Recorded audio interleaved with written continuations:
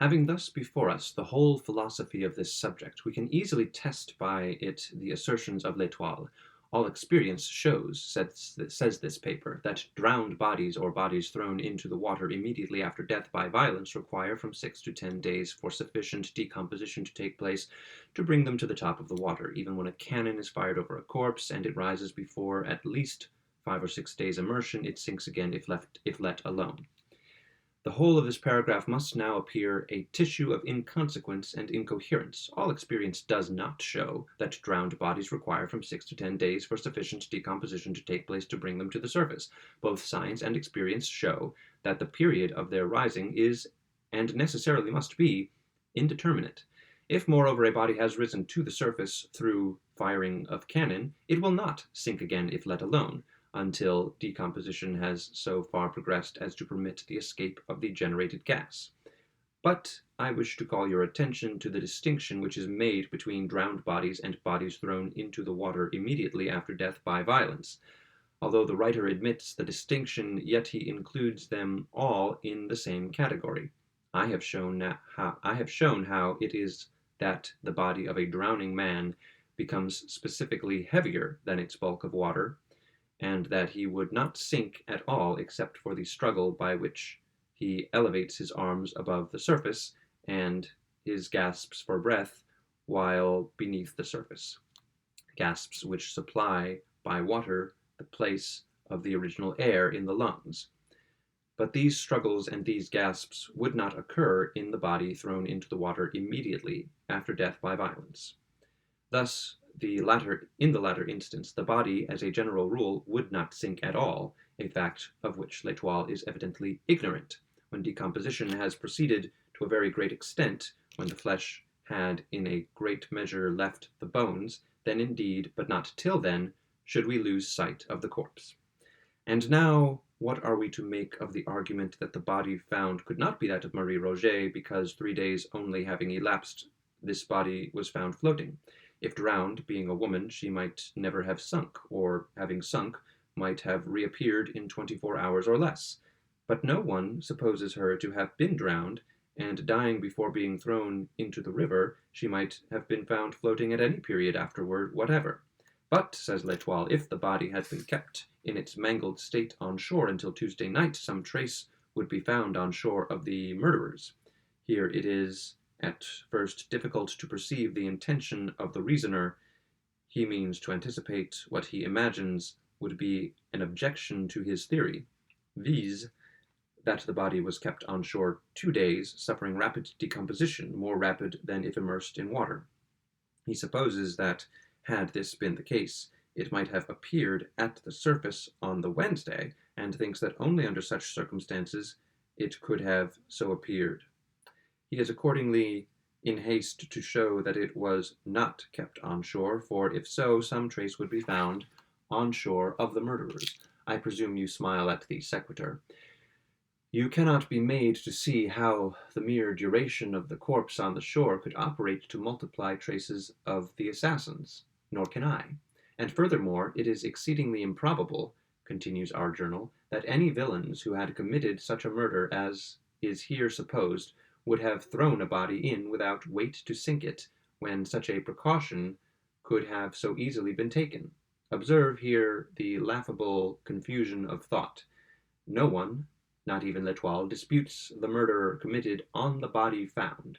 The marks of violence are too obvious. It is our reasoner's object merely to show that this body is not Marie's.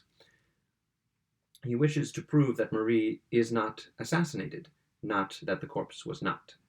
Yet his observation proves only the latter point. Here is a corpse without weight attached. Murderers, casting it in, would not have failed to attach a weight. Therefore, it was not thrown in by murderers. This is all which is proved, if anything is.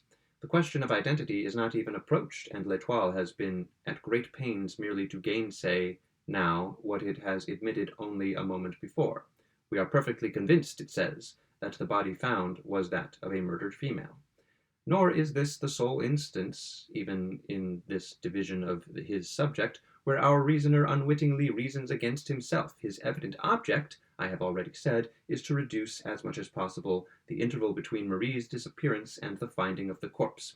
Yet we find him urging the point that no person saw the girl from the moment of her leaving her mother's house.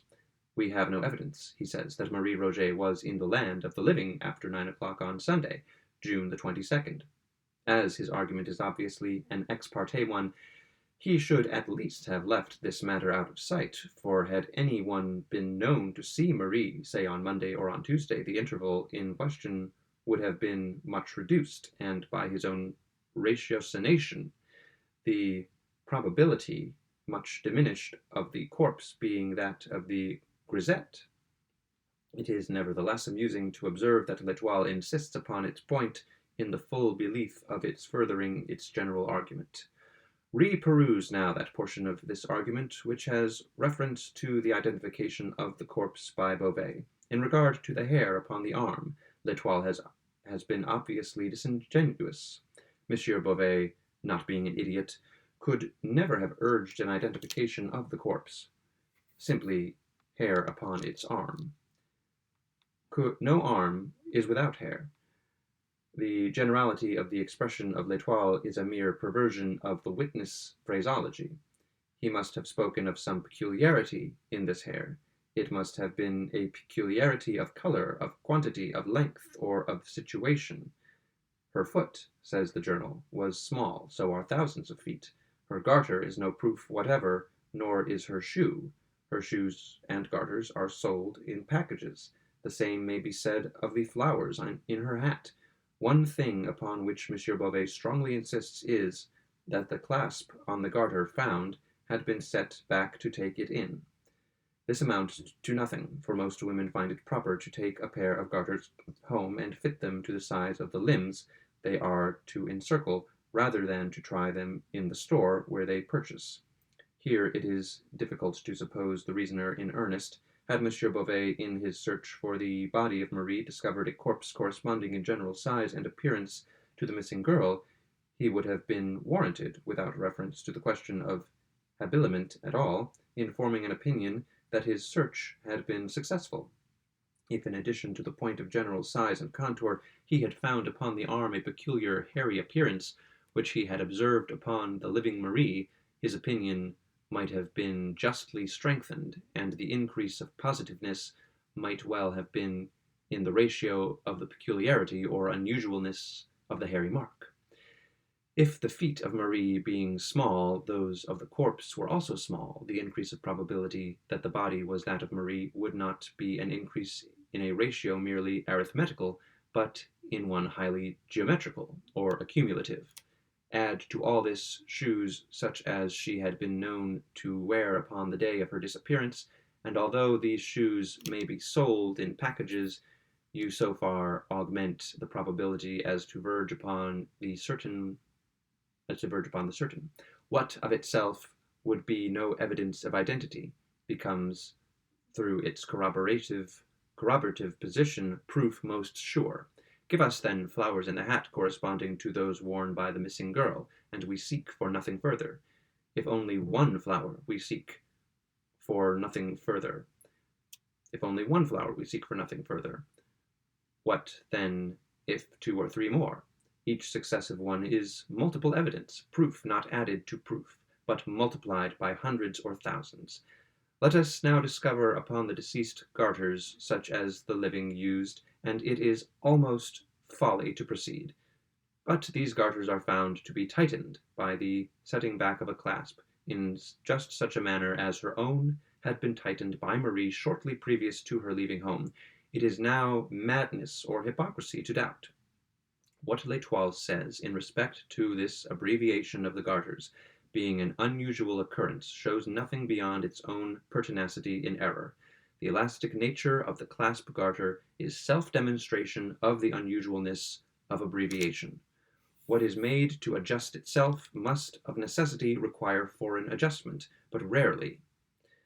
It must have been by an accident, in the strictest sense, that these garters of Marie need the tightening described. They alone would have amply established her identity, But it is not that the corpse was found to have the garters of the missing girl, or found to have her shoes, or her bonnet, or the flowers of her bonnet, or her feet, or a peculiar mark upon the arm, or her general size and appearance. It is that the corpse had each and all collectively.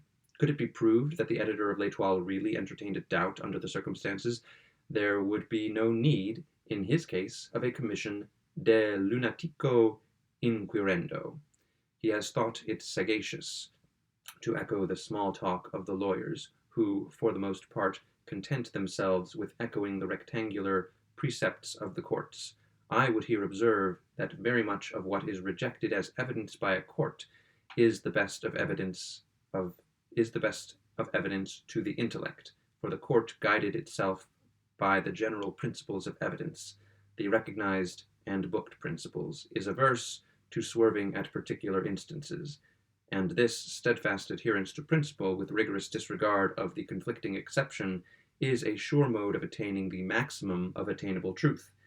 In any long sequence of time, the practice in mass is therefore philosophical, but it is not the less certain that it engenders vast individual error. In respect to the insinuations levelled at Beauvais, you will be willing to dismiss them in a breath. You have already fathomed the true character of this good gentleman. He is a busybody, with much of romance and little of wit. Any one so constituted will readily so conduct himself upon occasion of real excitement as to render himself liable to suspicion on the part of the over-acute or the ill-disposed. M. Beauvais, as it appears from your notes, had some personal interviews with the editor of L'Etoile, and offended him by venturing out an opinion that the corpse, notwithstanding the theory of the editor, was in sober fact that of Marie. He persists, says the paper, in asserting the corpse to be that of Marie, but cannot give a circumstance in addition to those which we have commented upon to make others believe. Now, without re-adverting to the fact that stronger evidence to make others believe could never have been adduced, it may be remarked that a man may very well be understood to believe in a case of this kind without the ability to advance a single reason for the belief of a second party. Nothing is more vague than impressions of individual identity. Each man recognizes his neighbor, yet there are few instances in which any one is prepared to give a reason for his recognition. The editor of L'Etoile had no right to be offended at M. Beauvais's unreasoning belief.